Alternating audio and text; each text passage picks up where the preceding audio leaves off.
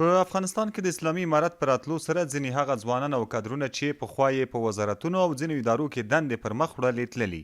خو ډیری لا هم شته او خپلې دندې پر مخ وړي. د ځوانانو چارو معینیت کې د ځوانانو د ښوونیزو چارو د خدماتو امیر وایي چې که څه هم له هیواده د کادرونو وتل ښه خبره نه ده، خو بل خوا بیا هغه کادرونه او ځوانان چې په هیواد کې پاتې دي او پخوا ورته د کار کولو چانس نه و، هغوی ته یو ښه چانس برابر شوی دی چې وړ او لایقه کسان د آزاد رقابت له لارې پر دندو وګمارل شي. نوموړی وایي بهر ته په تلو کې د هیڅ ځوان لپاره ګټه نشته او زیاتوي چې تر پخوا په ټولو اداراتو کې ځوانانو ته د دندې کولو ښه فرصت برابر شوی دی. اکثرا که ما میبینیم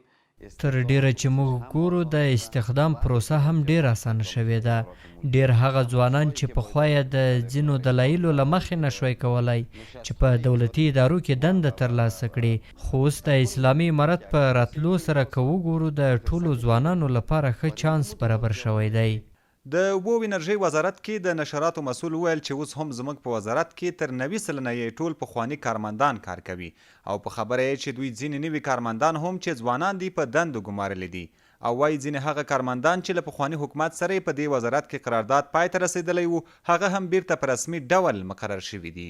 ټول د ښه ژوند په تمه باندې اروپا او امریکا ته ځي،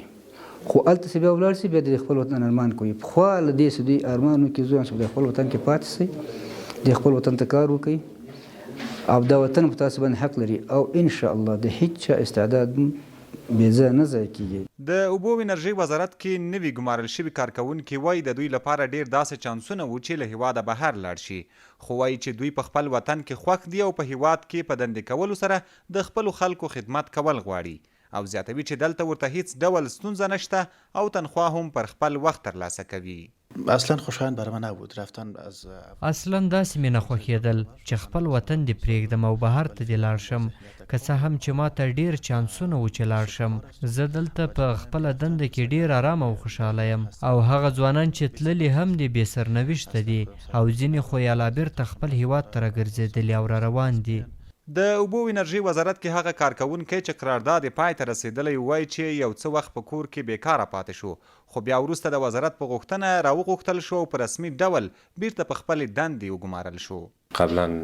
قراردادي بودیم. مخکې زه قراردادي وم، د آی ټي په برخه کې مې کار کاوه چې ټولنیزې پاڼې او د ویب سایټ مسؤلیت مې درلود، خو د اسلامي امارت په راتګ سره دلته زما قرارداد ختم شو. بیا زه یو څه وخت په کور کې بیکاره پاته شوم، خو بیرته د وزارت په غوښتنه زه په رسمي ډول خپلې دندې ته راغوښتل شوی یم او کار کوم.